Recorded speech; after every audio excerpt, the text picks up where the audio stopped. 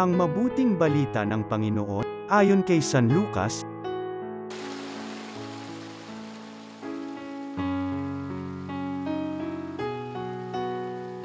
Noong panahong yun, sinabi ni Jesus sa kanyang mga alagad, "Tandaan ninyo ito.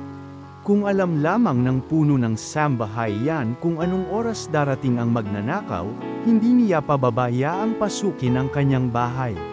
Kayo may dapat humanda, sapagkat darating ang Anak ng Tao sa oras na hindi ninyo inaasahan." Itinanong ni Pedro, "Panginoon, sinasabi po ba ninyo ang talinghagang ito para sa amin o para sa lahat?" Tumugon ng Panginoon, "Sino nga ang tapat at matalinong alipin?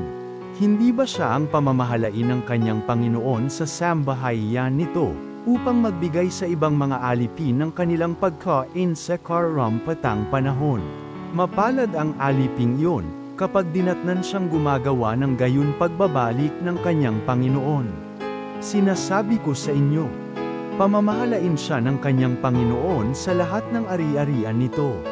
Ngunit kung sabihin sa sarili ng aliping iyon, matatagalan pa bago magbalik ang aking Panginoon, at simulan niyang bugbugin ang ibang aliping lalaki at babae, at kumain, uminom, at maglasing, darating ang Panginoon ng aliping yaon sa araw na hindi niya inaasahan at sa oras na hindi niya alam. Buong higpit na parurusahan siya ng Panginoon, at isasama sa mga di tapat.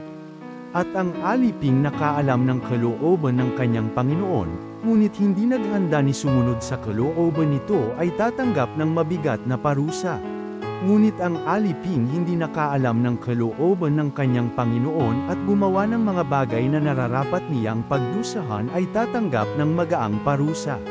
Ang binigyan ng maraming bagay ay hahanapan ng maraming bagay, at ang pinagkatiwalaan ng lalong maraming bagay ay pananagutin sa lalong maraming bagay.